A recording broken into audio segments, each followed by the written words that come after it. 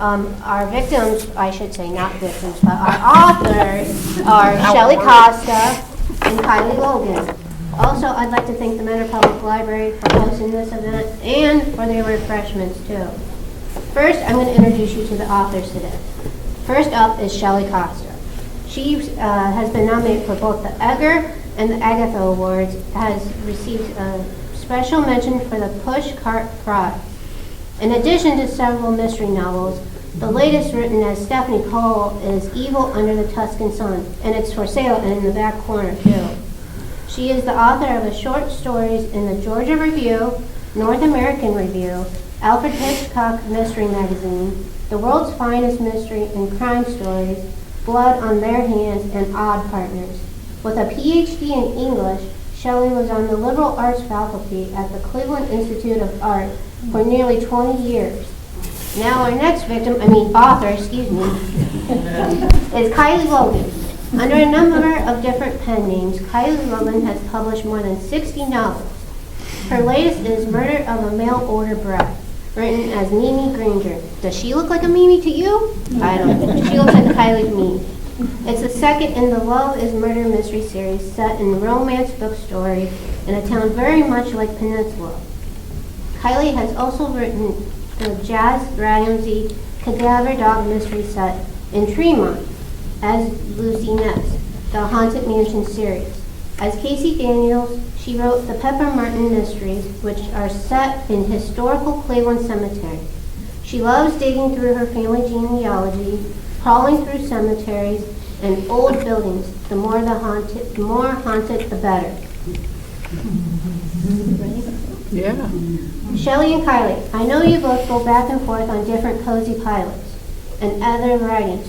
What do you both enjoy about writing cozies compared to other stories? Oh, me. Take it away. Compared to other stories, what do I like about writing cozies? It's probably what you like about reading them. I have pretty eclectic taste, so it's not the only thing I read and write, but I like the sense of community. That there's a little community that you keep visiting from one book to the next. Usually cozies are in series, so you feel you feel like you're engaged in something that matters. I mean, it's a community and there's murder that happens.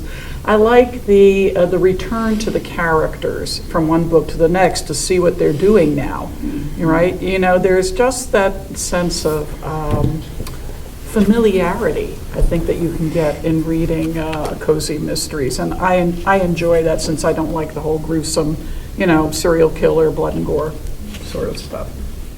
I'm going to backstep on that a little bit, and although Shelley touched on it. What is a cozy mystery? Does everybody know what a cozy mystery is? Okay, here we go. There are lots and lots of different subgenres of mystery.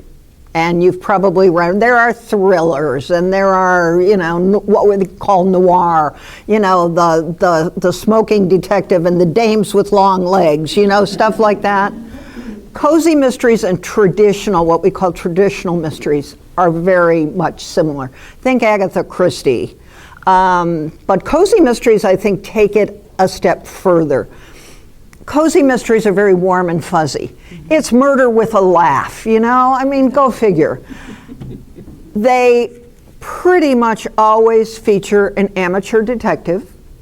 So you'll find cozy mysteries with usually, again, a heroine, a detective. Maybe she owns a bakery or a camera shop or is an interior designer. In my newest series, the heroine owns a romance bookstore. So you're not dealing with cops. You're not dealing with lawyers or probation officers. These are amateurs. And the fun part, at least for me when I read them, is that it's total fantasy. Because this amateur pretty much wakes up one day and says, I think I'll solve a murder, right? We all do that, right? So you've got an amateur sleuth who is probably feeling her way, at least through the first investigation. This is something she's never done before. Now, as you get into the series, they do. As Shelley mentioned, not gruesome, not gory, no strong language, no sex on the page anyway. Very, I hate to use the word wholesome because it makes me cringe, but that's the sort of warm and fuzzy feeling you get. They are usually set in small towns, and if not in a small town, then in a neighborhood of a bigger city. So as Shelley mentioned, you're getting that sense of community. If the heroine owns a romance bookstore, we also get to meet the mayor in the little town, and the lady who runs the real estate office, and the person who owns the ice cream parlor. So that as you come back to this place from book to book, you're coming back to this town and you're seeing these people again. No children will ever die in a cozy, and no animals Not either. even a hamster. I mean, we're very tough on this stuff. Yeah, it's a very specific kind of book, and like I said, fantasy, truly. But I think that's why people like them so much. It's a very comforting kind of thing. You know you're going to have a good story, and you're going to get the mystery solved, and you're going to leave with this sort of warm and fuzzy feeling. Think Murder, She Wrote, things like that. That's a cozy mystery. What's challenging about them, maybe from the writing point of view, I mean, it sounds so lovely, right? And oh gee, it must be easy. You don't have to deal with knowing a lot about guns, right? Or you don't have to write certain kinds of chase scenes, or there are things you don't have to know about. You don't have to speak copyese, right?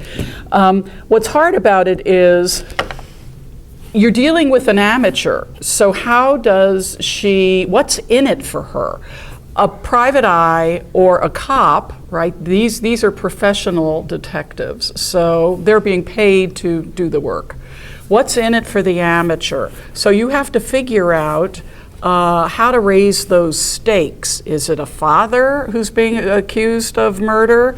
Is it she who's being accused of murder? What are the stakes for the amateur to get involved? As Kylie says, she wakes up one morning and discovers she's going to solve a murder. But it's not as easy as when from a writing point of view, as when you're writing a professional investigator who that's their paycheck. So of course they're going to go out and do it, and no reader's going to think twice about it. The first cousin of a cozy, and I will mention traditional mysteries, because one of the series I have up there, my Cadaver Dog Mysteries, are more of what we call a traditional mystery. Again, no explosions, no graphic, gory, yucky stuff, but more rooted in reality than a cozy mystery. These particular books follow a woman who trains and handles cadaver dogs. But again, nothing gory, but it's not somebody who just wakes up and says, I'm going to solve a murder. There has to be a very solid reason for that person to get drawn in. So they are closely related, but not as traditionals and cozies. Cozies are on the lighter side. Yeah. How do you build your characters? Are they based on any people you know? I need physical, prototypes for my characters. I think that question gave me some moments pause, because are they based on, much as you'd like to write your wretched boss, right, into the murder story, I tend to need, I need to picture someone I know, often, not all the time, to get a description, right, for somebody in the town. Okay, so is it the gal who works at the library? Okay, who am I thinking of there? It's not so much I'm putting someone I know on the page, because I wouldn't do that. That feels, that doesn't feel good to me. But I do need an image. And that's how I do. How do you build? You want to speak to that? And we can talk more about building characters. Well, there's a million ways. Yeah. And it's different with every book, and it's totally different with every character. Yeah. But here's a for instance. I will throw this story out for what it's worth. After I ask the question, does anyone here work at Lakeview Cemetery or volunteer for Lakeview Cemetery? No, I can tell this story then. As Casey Daniels, I wrote the Pepper Martin Mysteries, and Pepper works at a cemetery very much like Lakeview. It's called Garden View. And one of the things we did for fun was we would get a lolly the trolley. I usually work through libraries. They'd get a lolly the trolley and we'd all pile on. And we would go tour cemeteries, right? Which was so much fun. So we talked about Cleveland history and we talked about famous dead people. And when we got to Lakeview Cemetery, they are a private cemetery, and I get it, they have a certain standard they need to uphold. They would send a volunteer. A volunteer would hop on the trolley with us. So I was on the trolley one day, and the volunteer who got on the trolley's name was Marge. And we're driving from the entrance over to the Tiffany Chapel. If any of you have been there, you can picture the Tiffany Chapel. And I'm just saying general things like, you know, Carl Stokes is buried near here. He was the first African-American mayor of Cleveland, blah, blah, blah, and near here. No matter what I said, Marge would take the microphone out of my hand and say, "She's wrong, you know." anything I said. We finally got to the Tiffany Chapel, and these people piled out to go inside, and the trolley driver said to me, "Oh my God, what are you gonna do?" I said, "No problem, I'm going to kill her." So I wrote a book called Tombs of Endearment, and the victim, who I pushed off a balcony onto a marble floor, was the world's most annoying cemetery volunteer. Her name was Marjorie, interestingly enough. I guarantee you, had the real Marge read that book, she'd never recognize herself, and I didn't want her to. I changed so much of her. So as Shelley said, you're not just taking somebody, I'm not taking the lady in the blue sweater and just putting her on the page. I may take that lady, but I might take this lady's hobbies or another person's talents or the funny way someone else walks, and you're putting them all together. I think if we put real people on the page, they would generally be pretty darn boring. So, but there's a million ways to create characters.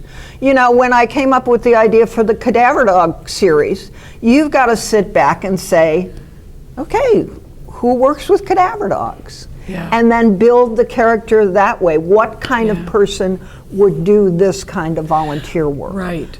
Or somebody, for instance, I'm listening to what you're having to say, and in my restaurant series, 2 books in that series over there, I realize I'm often writing Anne Bancroft.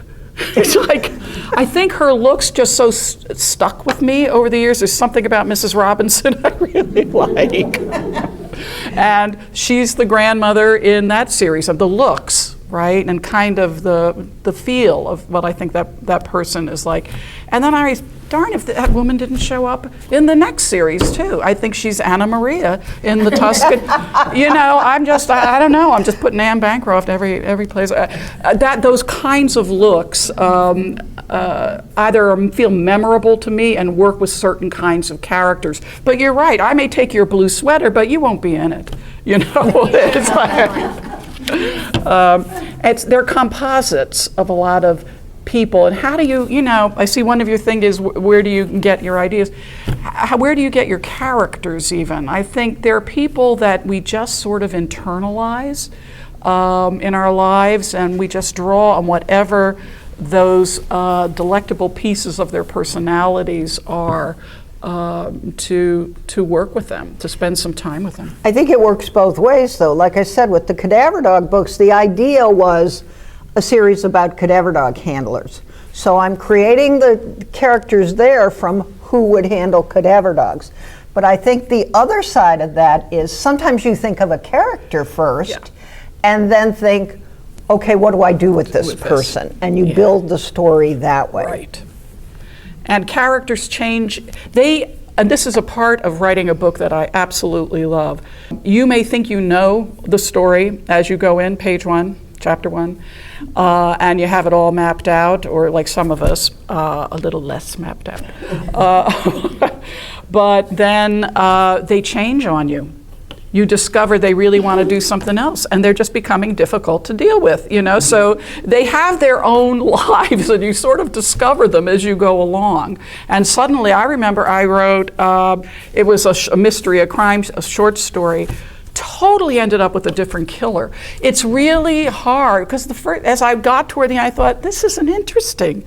And then I saw the light, and I knew who'd really done it. But I had to do all the work and just stay open to the possibility that they were going to tell me something different as I got to know them.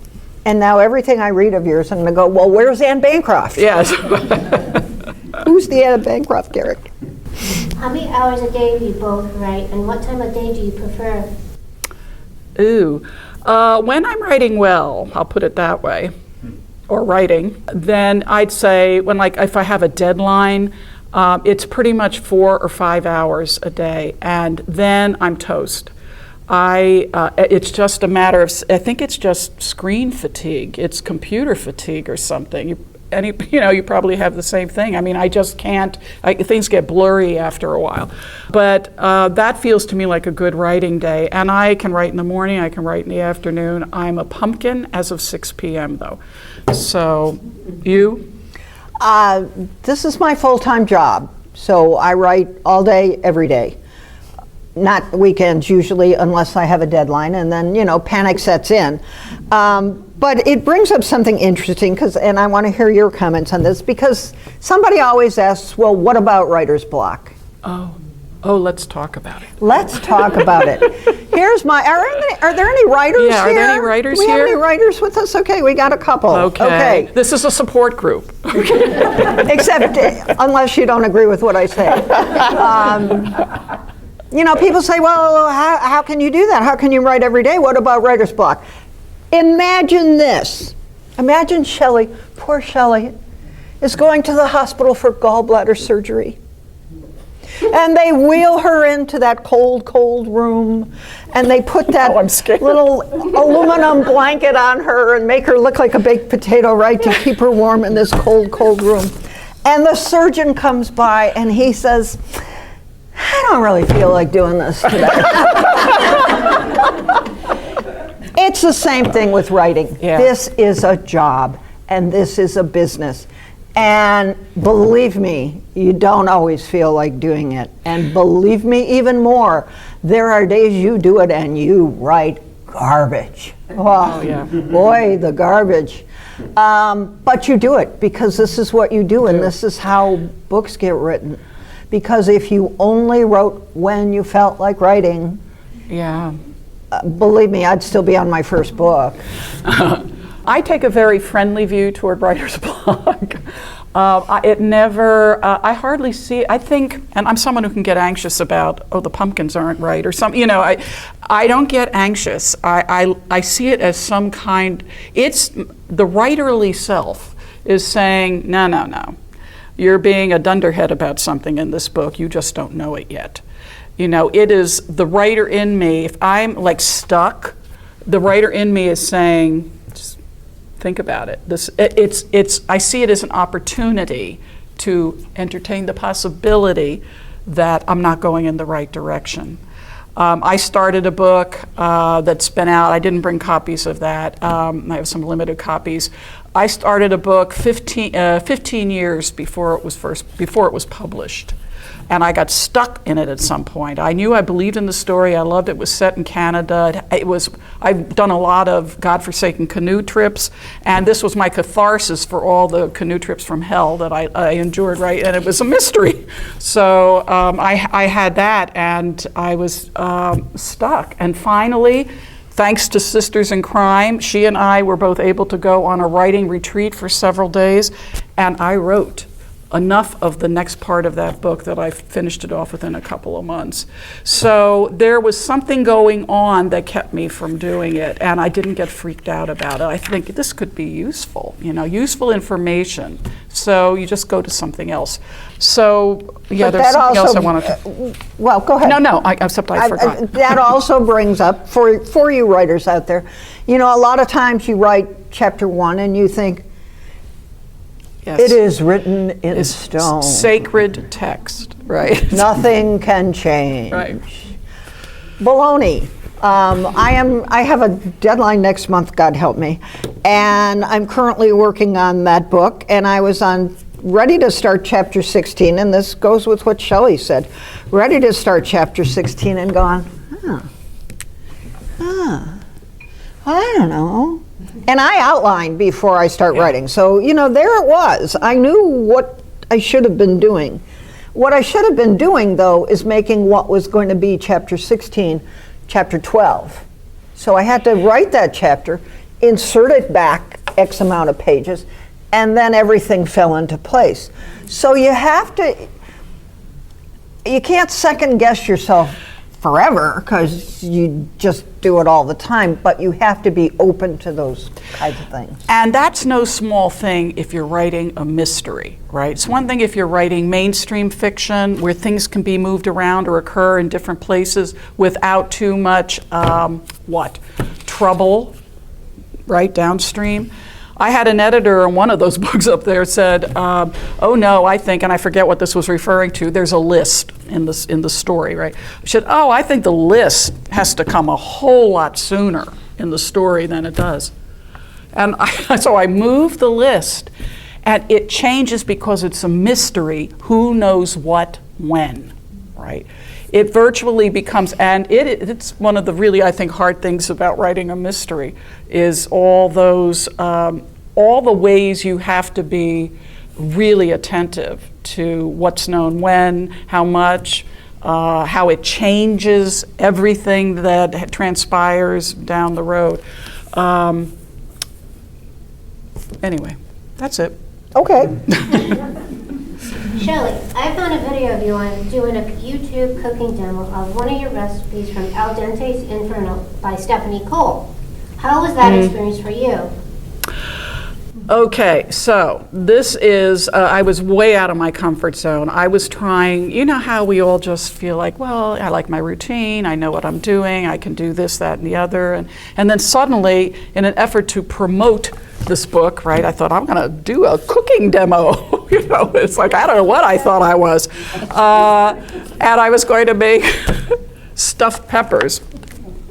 I was going to do it for 15 minutes. I had the whole thing planned out. The thing is, I had never done iMovie. In other words, I had never recorded myself with movie form software, right? I had to figure all that out. This feels very big to me, probably for the rest of you, like, what's the matter with this woman? And I had everything stationed. I had all the ingredients for the stuffed peppers. I knew what I was going to do. I had a little patter. So I turned it on, and I don't think I'm on Top Chef or something, right? And I explained what I'm doing there, and we're going to make stuffed peppers today, and I'm dicing, and, I'm stirring, and I'm mixing, and I put them in, and I put them in. And 15 minutes later, it's all done. I thought, and I, turn it off. I thought, I can do this. That wasn't so hard. I went to play it back. I realized somehow I had stopped it recording about a minute in. Oh.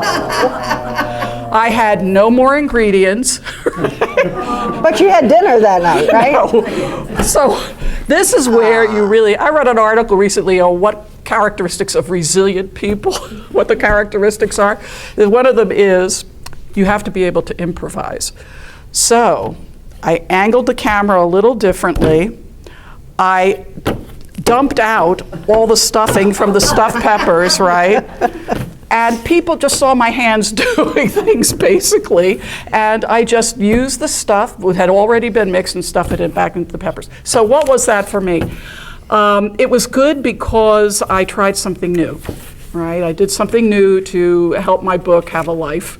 And it actually ended up being fun.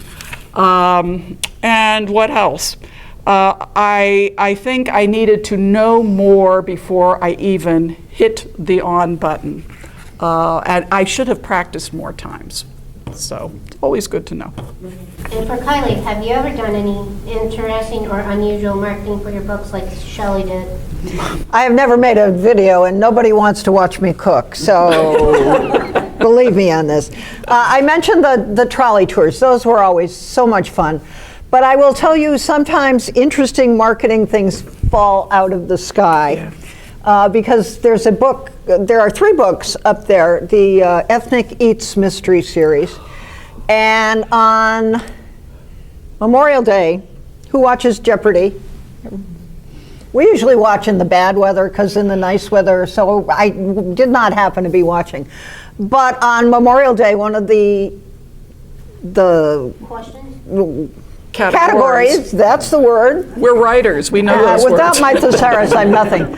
One of the categories was mystery titles, and one of the answers was in the Ethnic Eats, the $800, answer was, in the Ethnic Eats series, the books are French fried, Italian iced, and Irish blank.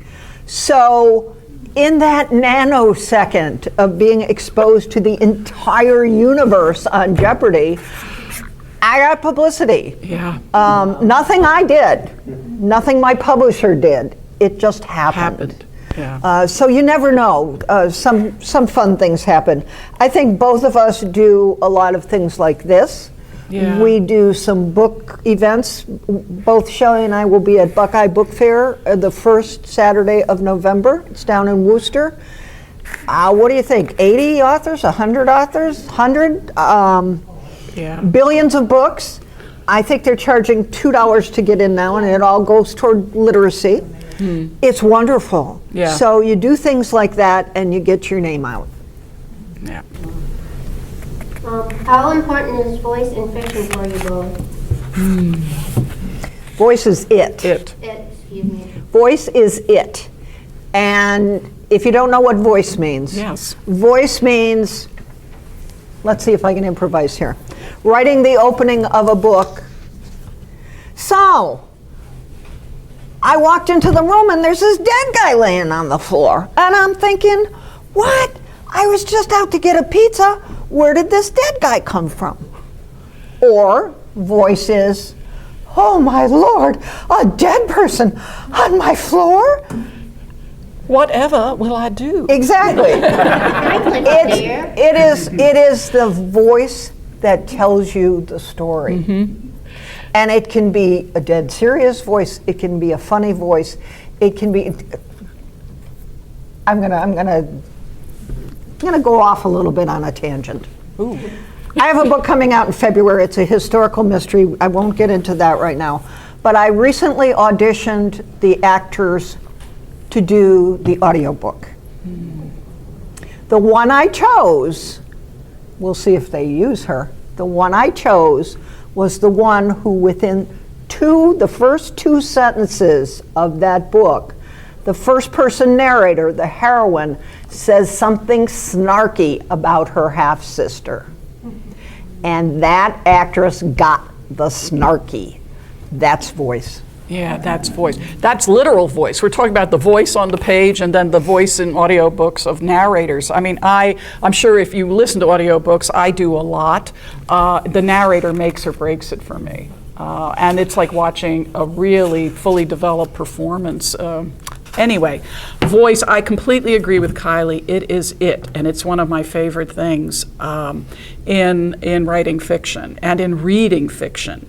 You think of, this is a bad paraphrase, Pride and Prejudice. You know, what is that great first line? And it's established in the first line. It is a fact universally known that a man in possession of a fortune must be in need of a wife. Or something like, it's just, you know so much in a sentence where that narrator is coming from, the level of subtlety and humor, so much is told. I was stuck on a couple of crime stories I wanted to write over the years because I couldn't. The one I just sold, I just wrote over the summer, it took me 5 years of ruminating about a story set during the Battle of Gettysburg, because I thought I had to put the whole 3-day battle on the page, right? Finally, I got over that. But I still didn't have the voice. How did this girl sound who was narrating this crime story? I couldn't get it. And finally, when I did, I wrote it in a week. And truly, if you're a writer, you probably feel this differently if you're a reader. If you're a writer, you will be seeing things about what do editors want, right? Or you go to mystery conventions, oh, come to the panel on what editors want, what agents are looking for. Almost without exception, you hear a distinctive voice. We're looking for a new, fresh voice, a distinctive voice. So, and that may change. You may have your voice as a writer, but it may change depending on the kind of book you're doing, and that's probably true. And I think it changes from not book to book as much as series to series. I write a few different kinds of series. Jazz Ramsey, the Cadaver Dog heroine, is going to sound very different, hopefully, than the Ethnic Eats heroine who works at a diner, right, and cooks ethnic foods. So I think some of it is getting into the character's head and knowing what they're like, knowing the character of the character. And knowing how they respond. Okay, I step on your foot. Are you going to say, oh, no problem, or are you going to slug me, right? That's the kind of stuff you have to establish, and that will help you find that character's voice. And it's fun if it's someone who sounds one way in dialogue, right? In a conversation on the page with somebody, and the interior voice of that character can be something very different. That tells you something, is she something a little different in public? Is she a very private person? And so we are constantly, when we talk about building characters, there are so many ways that occurs, but voice is it. Yeah. How many publishers did you send your manuscript to before landing on the publishers you're at now? You want me to? Go ahead. You have a good story. Yes, I have the most heartrending story. Take your tissues. Just no. So I have 2 stories about that. And what are they? Actually, this is the woman. You heard her say here, writing is a business. Kylie and I became friends when I was working on what I thought I was going to be doing. Actually, this is a nice segue. I was going to be writing like Sarah Paretsky. I thought I was the next Sarah Paretsky. I was going to be doing female PI, right? Female PI writing career, mystery writing career. And I had spent 20 years with that idea, firmly fixed. Right? The old Einstein thing, insanity is doing the same thing over and over again and expecting different results. It took me a while to hear that. And finally, I got it. She's the one. One day we were having coffee. She said, you have to understand, it's a business. I see, guru. And I went home. After 20 years, I contacted over 120 agents. And you hear various things. Someone stamped, this is not for me. And others said, show me a little more, this may not be it. You hear various things. I couldn't make any headway. I went home, did something totally different, wrote 2 chapters, and I looked up, okay, who represents Cozy Mysteries? I found the name. I said, I have this idea, here's some writing. I'm looking for an agent who can sell this book based on 2 chapters. And he wrote back and said, we've got a deal. And I thought, this is, this is a tip. Writing is some sort of little bit of writing wisdom. Stay open to finding success differently from how you originally thought it would be, right? It may not happen that way, but it will happen. The other story is that book I started 20 years ago. Okay, it's now been 30 years. Just last week, I found out it's being published. 30 years, took 30 years. Yeah, late bloomer, you know. I mean, it took 20 years till I tried something new, and then those got published, and 30 years for the original thing, right? The female PI thing to get published. But you've worked and reworked that. Yes, worked and reworked it. It didn't just sit idle. And it finally, here's not writer's block, but that writerly part saying, you ninny, you don't have this right yet. And I knew there were scenes I needed to write, but I was being lazy. And I wrote the scenes. And so, I've made it, I think, the best book it can be, and I hope it comes out within the year. So, anyway, those are my, and so it's been a long trip. I am now going to be with my 4th publisher. It's, gone are the days where you're a Simon & Schuster author for the rest of your natural born days. It may not happen that way. I don't know who it happens that way for anymore. So what are your stories? I I know. Yeah. Let's just say publishing is a very ugly business. I said it was a business. It is a business. So back in the day, like you said, you'd be a Simon & Schuster writer, and they'd have you in for tea. Now the bean counters are running everything, including the publishing houses. So that has nothing to do with how many people have seen my work, whatever. I don't have an answer to that. I have written for, maybe I've never written for Simon & Schuster, but all the other big 5 I've written for. I've never written for, I wrote for Severn House, one smaller publisher. The thing, if you're a writer, to know is your fate isn't sealed when you sell one book. Yes. Every book is a new book, and you're starting all over again every single time. So some people think, oh, well, you've had 2 books published, cool. That doesn't mean you're not going to get ideas rejected. Oh, yes. And to support that, we also all don't make $1 million, just so you know. I have a goddaughter who is an adult but doesn't always deal with reality very well. And she would like to be an author someday. And she told me recently, okay, I know, not with my first book, but after I sell my 2nd book, then I'll get my chauffeur. Wow. Or we hear things like, when are they sending you on book tour? Once I pick myself up off the floor from laughing, you realize it's not how it works anymore. It will for a very, the anointed few, John Grisham, there are people who still get sent on book tour. Back in the 70s, I finished college and I was living in New Jersey, and I went into New York and worked in, oh my God, book publishing. I would go out, it was Midtown, it was on Madison Avenue, and I would walk over to 5th Avenue, and there was the Simon & Schuster building.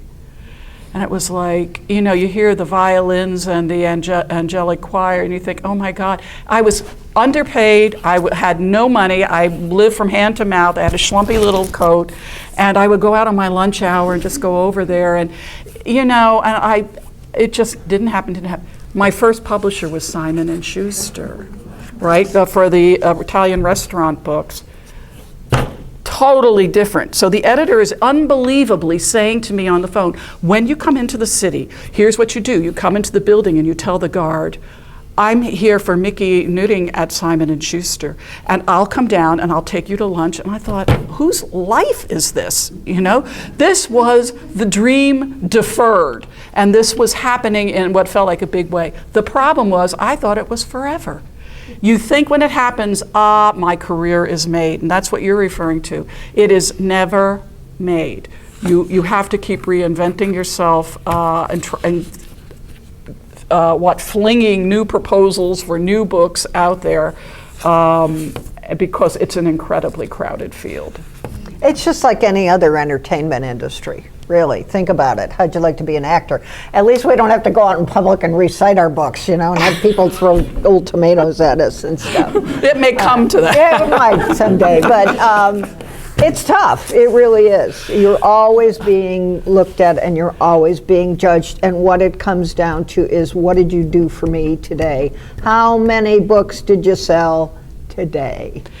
On the other hand, let me say a word for, now, absolutely jump in there and say, but in the few years, I've been in it maybe 10 years now in this way, in terms of writing novels, and before that, the short stories, but in terms of novel publication, I can honestly say I have not met one person I've really disliked in the mystery publishing or writing community. One, you know who I'm I know talking, who. yes. I almost plugged them, but we'll let the story stay there. I had to keep her from punching this person. Anyway, but there's still this wonderful belief among editors and agents. Yes, there's all the crass commercialism, but you still get the people who are waiting to get that new fabulous book that's going to just take everybody by storm. Not just for I really do believe there's a certain idealism still at work there. And I wouldn't not do it just because it's really hard. Dennis Lehane, have you read Dennis Lehane? Sure. Mystic Rivers are probably the only thing I've read by him, but you may recognize, no, I mean for no good reason except there are a lot of books to read. I was at a mystery convention recently where he was on a panel, and he said, writing to a packed room, and there were other people on the panel, he said, writing is really hard. The next sentence was, and it should be. And I thought, that's so good, Dennis. It should be, because I think it matters. And doing it right and providing people with something worth their time matters, and it should be hard. So. Now, for future writers, what do you recommend about getting a publisher or trying to find an agent? Oh. It's tough. You have to truly, you have to beat the bushes a lot.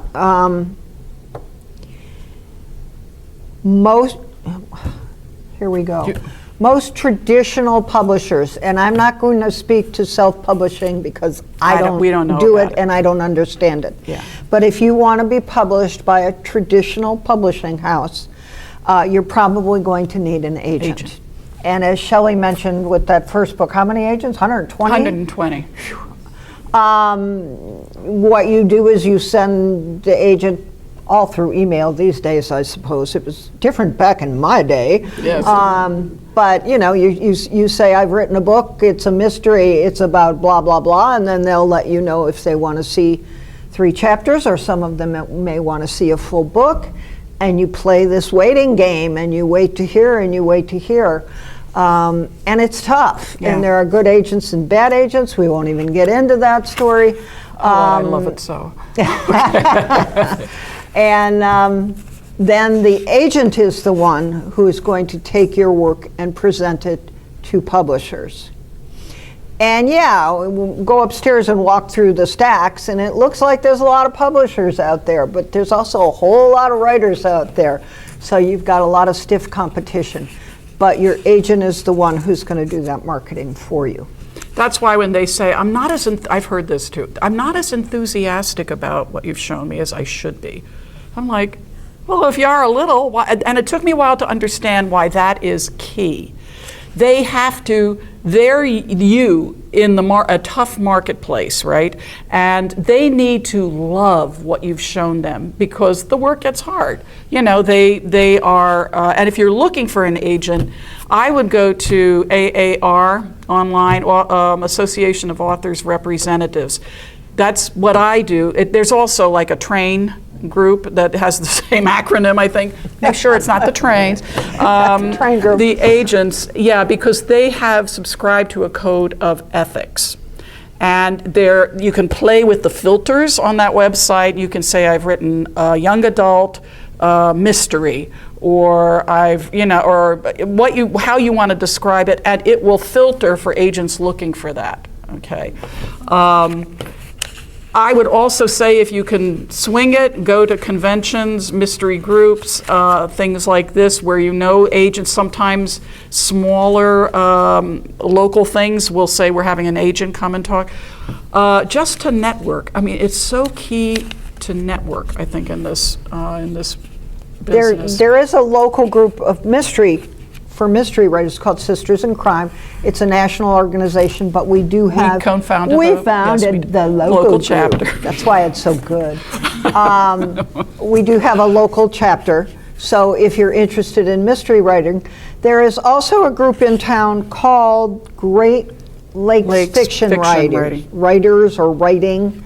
I'm sure you can find them online, and they cover all genres. They just had a fairly big conference in August, I think, and may have had some agents or editors where you can make an appointment and talk one-on-one with these people. If you see yourself as writing for children, including young adults, I learned a lot. I have one manuscript for a young adult, and I really didn't think that's where my future lay. But I joined, what is it called, Society for Children's Books Authors and Illustrators, right? They had a great local chapter in Cleveland, very active. I learned, even though it was not really my field, I learned some things there. And, it's you're not going back for a whole second education, but you will know what you need to find out about, and things will come to you, like Jeopardy answers, I guess. Things will come to you when you're not seeking them even, and you'll say, that makes sense to me. You may have written something down that you've heard here today. It might be a good way. You have to keep your spirits up. And for those of you who read, keep your spirits up. I mean, there are just so many books, and maybe sometimes you feel like some of the things you go for haven't been worth your time. But there's just a lot of good work out there, and worth doing on a good day. On a good day. How do you both decide on a setting, like where it should take place? Like you did Italy, you do a cemetery. Where do you decide? Okay, how did I come up with the Tuscan That was kind of setting is extremely important to me. Okay, there's voice and there's setting. For me, when I have those, setting also implies atmosphere to me. Like obviously a cemetery implies atmosphere. Then I know what I'm writing. And give me a voice who's in a setting that I just respond to. I feel like I know what that story is already. It helps me put together the story I want to tell. I was done with whatever I'd been writing on, or my contract was fulfilled for something, and I had 2 years of writing proposal after proposal, trying to find something, the old throw it against the wall and see what sticks. But you spend a lot of time writing a proposal. And I saw, my agent would look at all of these and or send them out and not get much response. And he said, I don't know. So we went to a convention. He was there, I was there, and we're like this. We were having beer at the bar, and sort of moaning. And he said, I don't know. I'd like to see you write something, something like Italian cooking again. And I said, You hear things, just all it takes is some little thing. And he's in a position to hear what he's hearing in the industry, right? And I thought, I'm going to go home and work this up. Now, here's where I'm not commercial. I had a setting, but it was totally the wrong one. I thought, I know my family, until I did 23andMe and found out something totally different. But my family was from the Italian Riviera. Try Naples, the Italian Riviera, and I was going to set something on the Italian Riviera, and it was going to be on an olive estate. And I sent it to John, my agent, and worked it up, Kylie's agent is the partner of my agent, right? Thankfully, he liked it, but he let her see it. And she said, no. Nobody cares about the Italian Riviera. I mean, they tell you exactly what they're in. Nobody cares about the olive estate. It's got to be set in Tuscany, and it's got to be a cooking school. I thought, yes, I see the light. You hear these things that shape your work. and maybe even your career for a little while. But setting, I think, is key because, as you've probably heard in other workshops or get-togethers like this, it becomes a character, right? It's a character in the story. How can you put it to work for you? How does it work with those people and that murder? And I love atmosphere. So, I mean, think about anything you've read. I'm drawing a blank at the moment, but the thing about an Agatha, and then there were none, Agatha Christie story.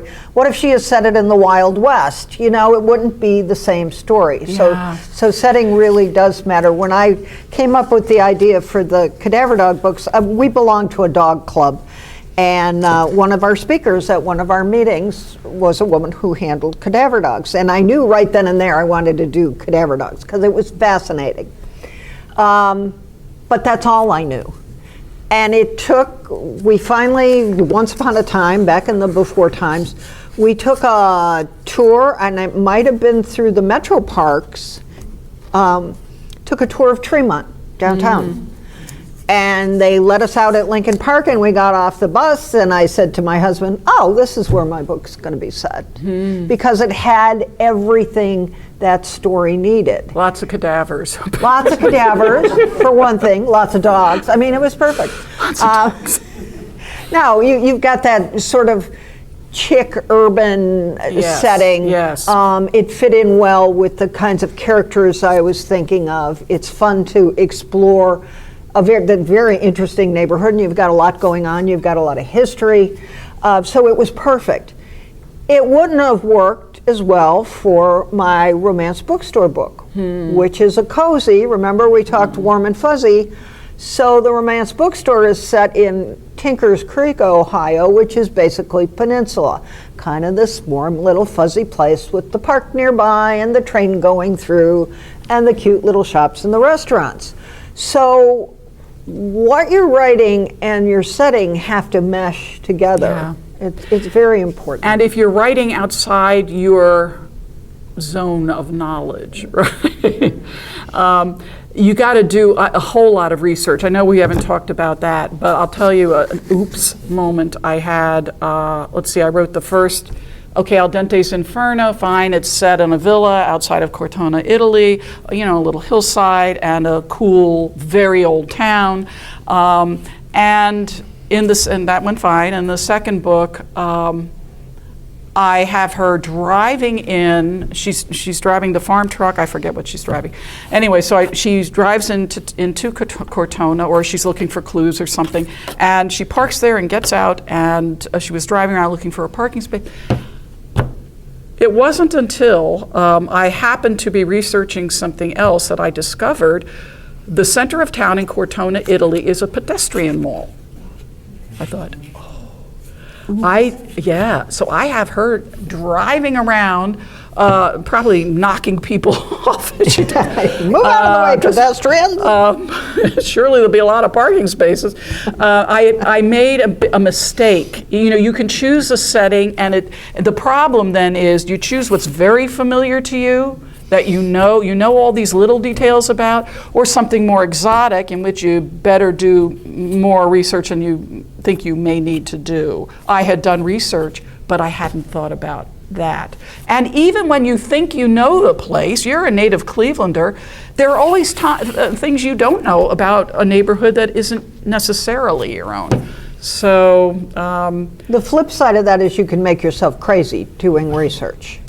Whatever do you mean? Right now I've got a historical coming out in February, and I'm working on the second one. Yeah. It's set in London in 1885. I was not there. Some people won't believe that, but it's true. Really, it could be 2 full-time jobs just researching stuff. Right. So you have to pick and choose, whether you're writing historical or contemporary. Yeah. You have to pick and choose. I didn't know you couldn't drive in Cortona, and it never bothered me because I didn't know that. And had I known it, it still wouldn't have bothered me because you can. It's not important to the plot. Oh, tell the Elizabeth Peters story. Oh, anybody read Elizabeth Peters? If you haven't, you need to run upstairs and get her books. She wrote under a couple different names. Elizabeth Peters wrote mysteries, and the absolute very best ones are the Amelia Peabody mysteries. They're set in the late 1800s, a man and a wife who are archaeologists in Egypt. Elizabeth Peters was herself an Egyptologist, so she speaks with some knowledge.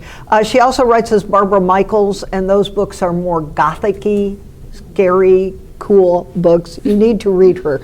All civilized people must read her. Anyway, she has passed, but about however many years ago, she had a new book coming out. And I had a friend who was the entertainment editor at the Cleveland Plain Dealer. And my friend knew I loved Elizabeth Peters, and she said, Elizabeth Peters has a new book coming out. Do you want to interview her? What? She said, you can freelance the story, you can interview her. Oh my gosh. I spent weeks practicing being cool. Because we're going to talk on the phone. And I'm going to say, well, hello, Miss Peters, it's so nice to... Instead, she picked up the phone and I went, oh my God, I love you! And she said, oh, honey, we couldn't have started this out any better than that. But anyway, as we talked, she found out I was a writer and I was doing historical romance at the time. That's how long ago this was. So we're talking research. And I was working on a book at the time that had something to do with the diamond. I don't remember what. And before I even talked to her, as a tribute to her, I wanted there to be an Egyptian connection. But as I did my research, I realized the ancient Egyptians did not mine diamonds. So I had to make an India connection, and it was no big deal to the story, but it sort of broke my little heart. And Elizabeth Peters said to me, oh, well, that's when you say it was a rare example of an Egyptian diamond. So you got to remember that when you're doing research. Sometimes it doesn't matter. You can say things like that. Yeah, she was driving through the main square of Cortona, Italy, on a rare day that cars were allowed. Yeah, they right, opened it exactly. to traffic. That would work. Believe me, you hear from readers too who say where you get things wrong. Yeah. I wrote a story and a woman, it's a very serious story, and I did on the site of a lynching that occurred in 1910. And we actually went down there for other reasons, but we finally found the spot, and I felt very moved to write this story. Why am I telling the story? I don't know, because somebody wrote to you about it. And there was kudzu, which is like an invasive, you know what it is, vine, right? So it's and the story was called Strangle Vine, and I'm evoking the atmosphere and about the kudzu. So there's this woman who gets in touch with me and says, kudzu was not in Oklahoma in 1910. And she knows how. Well, she's a local book person. A kudzu expert? I thought I had to take this a bit seriously, and she was so sure of herself. I discovered she was wrong. Yes. So, but they will be in touch with you, and it's about typos, everything from typos to details you got wrong. But you know what? That's partly the mystery writing community. You know, we pay attention, writers and readers, we pay attention to details. So, yeah. Any questions? Pardon me for jumping the line, but Yeah. I have a very short, narrow question. Yeah. So Jazz Ramsey is one of the great names in the history of fiction. I would just love to know how you coined that. Pardon me, what was How that did second you part? coin it? How did How'd you? you come up with the name Jazz Ramsey? Oh, Jazz Ramsey. I have no idea. But I do like that it's one of the great names in fiction. I mean, that's why I didn't hear the rest of your question, because I stopped right there. It's like, hey, I came up with the... This is over now. I don't know. I don't remember. No, I have no idea. That's my answer. Yeah. Other questions? I have one, and it's probably kind of off the wall for the Oh, good. author. Does it matter to you what format you're published in? So, in other words, electronic versus hardcover versus paperback? I mean, I'm kind of fussy about reading. You are. And I like to have the actual book in my hand. So many people And do. I'm thrilled to death when it's the hardcover. That's up to the publisher. Okay, So we you have, no real say in that? no, zero. When you sign a contract, you are signing electronic rights and publishing rights. And for instance, my new historical mystery will be out in hardcover. About a year later, it will probably come out in paper. But at the same time the hardcover is published, they'll also publish an ebook. Yeah. But they do all that mysterious stuff. You know, I had kind of a, I don't know what view it was when this all began for me finally. I thought, ooh, I would love to be published in trade paperback. You know, these books, trade paperback. And the fact is, I'm happy my stories are out in anything. I'm happy they're audio. I'm happy they're ebooks. I'm happy you can borrow them from the library. Have I been in, yes, like large print hardcover, but it's not just an oddball thing. I'm happy all those formats exist because I know there was all this terror a decade ago or so that ebooks, probably even more than that, were going to replace other formats, right? And those of us who love the actual print book, what are we going to do? Oh my. But it means people are reading. People are getting their reading material in many different ways, and isn't that great? So, From what I've seen on my latest figures that came from one of my publishers, they send these little pie charts and show about a third of my numbers are ebooks. 2/3 are all books, real books. it's interesting. Yeah. I have a question for you. When you went with the book that took you how many years to write? Did you say 50? Or 15, yeah, I look like it took me 15. I can't say that yet. There was a book that took me 15 years to write, and then there was the book yes, that was 30 years, but it had been finished. Okay. Okay. That's my question. Okay. So when you had the discussion with, what's your name? Kylie, yeah. Call me anything. About I have so many names. About the industry, about it being a business. So how did you get your sort of Sarah Paretsky book concept from that over to a cozy? Because I've read a lot of D.I. Warshawski and it's like, that's not very cozy. So how did you do that? Like from one, how'd I make that leap? Did you kind of smooth it down, or how did you get it? I'm just laughing because many years ago, when I was involved in that whole fantasy in my head, Sarah Paretsky came to town and was downstairs as part of the Plain Dealer, Book and Author, or the library. I forget who sponsors it. And I had my copy, you know, the hardcover copy of her new book. And I just had my hair pinned on top of my head, and I went down and listened to her, long, and I took my book up to her to be signed. And she took one look at me. I'm not kidding you. And what she wrote was, "May good fortune find you." Because you obviously don't have any. I thought she really, she could see that I was like, I don't know, either dazzled or struggling with something or whatever. But how I made that leap was thinking I had been bloodying my head against a brick wall, and for some reason or other, it was some combination of my not getting it right, and the fact that to a large extent, female PIs were starting to go, it was starting to go out of style, or it's not like the whole big vampire book thing, right? Finally, you start to see the back of it, but that went around, was there for a long time, and I think that was part of why I wasn't making any headway. But then I opened up, and it's funny, I was able to make that, as I said, I went home and I opened up my laptop. I did not know what I was writing. I found out I was writing a tap dance academy set in Greenwich Village, New York, contemporary book. Her name's Dinah. She owns the academy. She walks in one day and discovers a corpse on the floor. I didn't know where it was going, but I knew I liked it.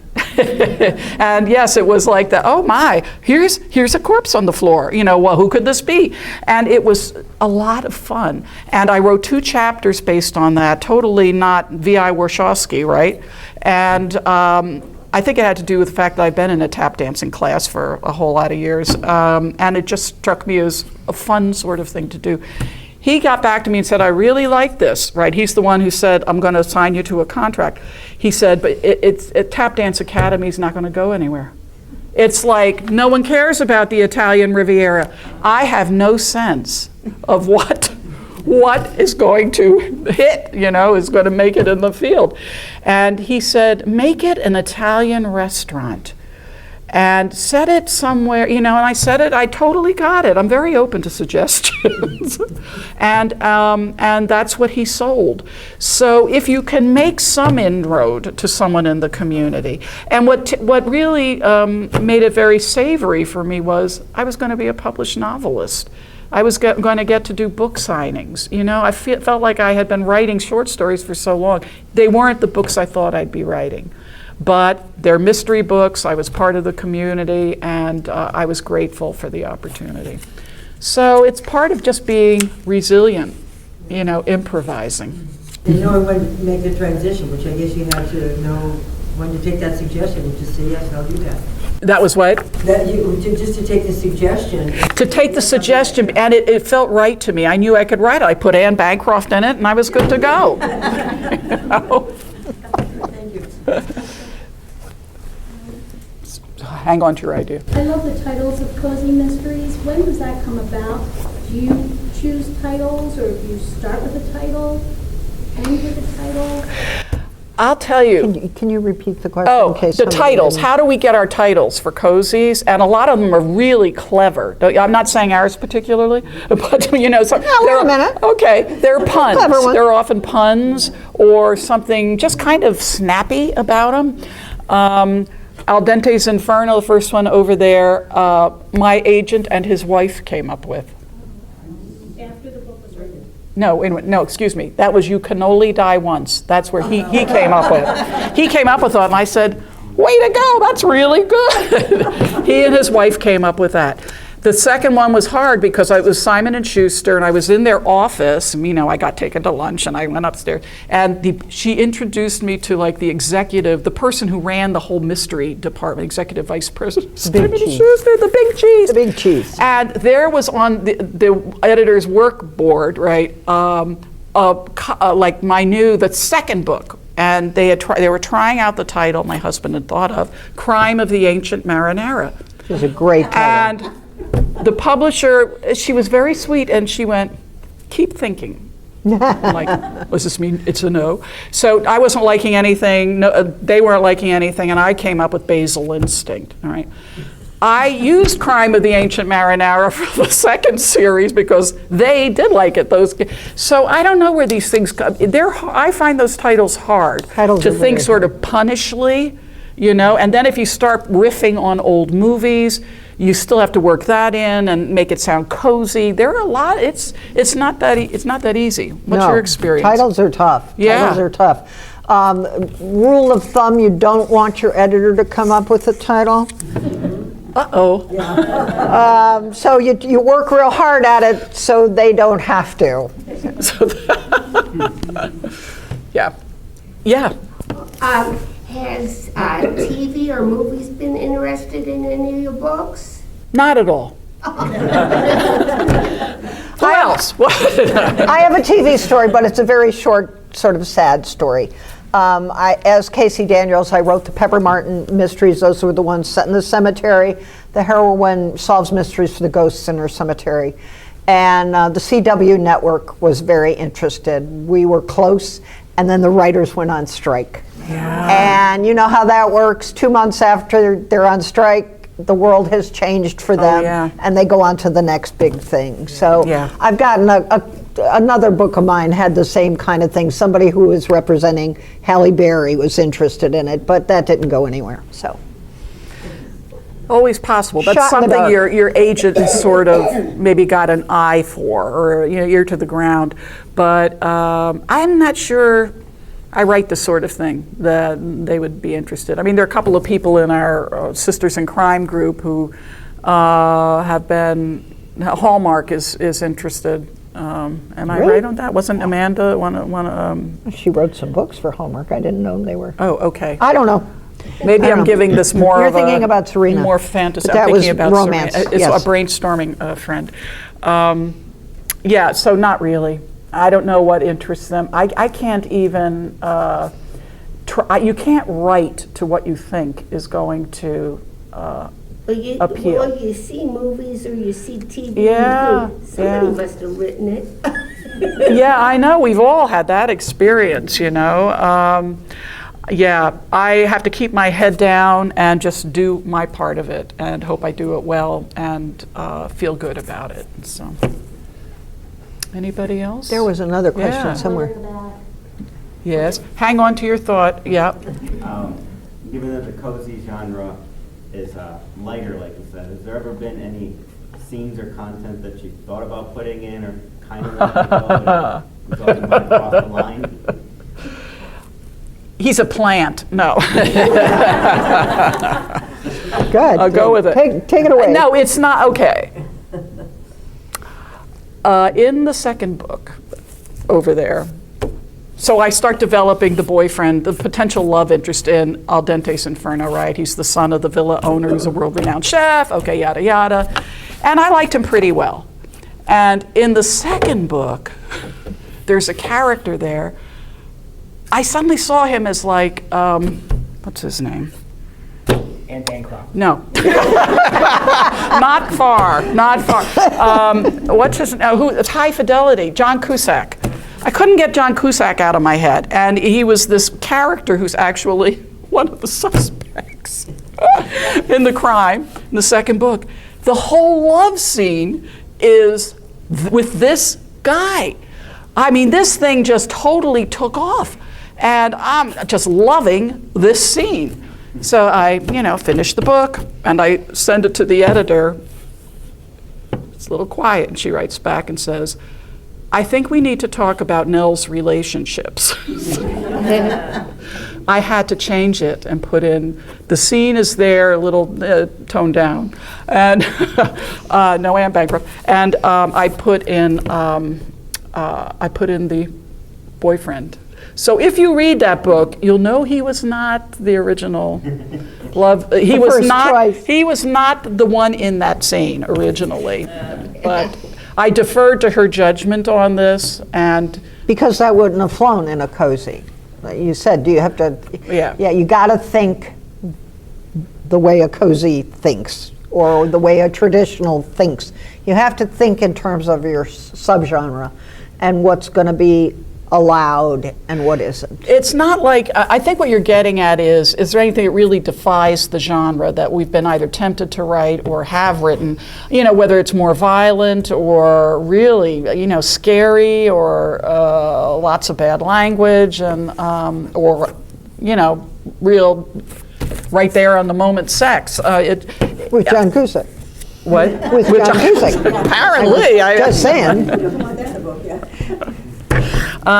I can't think of, can you? No, No. because I think, at least for me, I know what I'm writing and I know what I can get away with. So there's no use even letting my brain go anywhere else. I push the envelope a bit because I like the envelope pushed. It's that wanting to be the next Sarah Paretsky that comes up in me every so often that is yet to die. And, I think cozies have been a little hard for me, but I think I'm moving into the other. I think you can push the envelope more in like a traditional. Oh, sure. Because you Absolutely. have traditionals that are softer and more, some that are grittier. So in that sense, you can push the envelope. Well, But in cozies, I don't think you can. I agree with that. Who reads Louise Penny here? Oh, Louise has a Everybody. good following. Yes, we do too. And isn't what she does very interesting? First of all, she broke the Canada curse, where American writers were not getting published. If you had a book set in Canada, you could forget it. I mean, And she has done quite well, and I think she's opened up a whole northern part of our continent to people who want to tell stories about that part. But she also, look what she does, is what she is writing a traditional, Because, or it's certainly not a cozy, but is it a traditional? Because it's a community of characters you revisit again and again, who grow and develop and change, and you care about. So she has a lot of those markers. Is it a police procedural? Because Gamache, God knows, is still up to his neck in a lot of difficult stuff, you know? So what is it? She's making combinations, I think, that push certain envelopes too, and I'm glad to see it. I like when I see the subgenres get combined a bit, because I think you've doubled your readership already, right? You get people who want to read traditionals, but will put up with the police stuff, or vice versa. I think part of it is the publishers don't want to surprise anybody. Yes. So if you're buying a cozy mystery, you pretty much know what you're getting. And if you know, something starts exploding, well, you can get away with some exploding, but you know what I mean. If all of a sudden in the middle of the book you're going against all the types, you're going to have dissatisfied readers, and dissatisfied readers are going to stop buying books. So I think they have to fulfill certain expectations. Interesting question. Okay. Yes. I just wanted to say at the beginning, when you were describing the characteristics of a cozy mystery, I was tripping back in time to my childhood because I read every Nancy Drew. Oh, yes. And then Cherry Ames. Oh. It was just a nice memory. Nancy Drew, maybe she was the original cozy mystery gal. Well, would we call Nancy a cozy heroine? I don't think she's pretty traditional. I think, I mean, yes, it isn't gruesome, but it was also the era, right? And it was the audience, don't you think? I think we need to read her again. And I've never read Cherry Ames, thank you. My other question, before I forget it, because I had 6 questions running around in my brain. Mm-hmm. Do you write under different names to identify that it's a different character? The question is, do I write under, well, both of us write under different names because it's different characters. Mostly, at least for me, it's because it's a different kind of book. Yeah. So Kylie Logan, who writes the Jazz Ramsey books, traditional, a little darker than the Mimi Granger books, which are silly romance bookstore. So it just depends. For every pen name out there, there's a different reason somebody uses it. I know somebody who writes historical romance, and she doesn't want the people in her church to know. So she uses a pen name. Oh, that's funny. It's always fun. You know, I saw some really incredible sound. I've been reading a lot of books lately, and I thought, whoa, that's quite a name, this author. And I looked to the copyright page right at the front, and then you see her name is, you know, copyright for like, just, you know, a name like any of us has. Just, I thought, oh, that's her real name, because that's her copyright. Wouldn't you think? Yeah. And there are other ways of finding out what your favorite author's real name may be. And it doesn't mean they ever write under their real name. Right. It just depends. It all depends. Sometimes it's the author's choice, and sometimes it's the publisher's choice. I first started using the Kylie Logan name because I was writing the Cemetery Ghost Stories as Casey Daniels. And then I had an idea for a cozy series that had to do with antique buttons. The heroine owned a button shop. And it was the same publisher, but they were afraid if the Casey Daniels name was on there, people would expect ghosts in the books. Yeah. And there were no ghosts in those books. Yeah. So that's how I became Kylie Logan. So I am so many people, it's ridiculous. All the books in the world are written by 12 people. We just keep changing our names. Multi-personalities. There Lots we go. of personalities, too.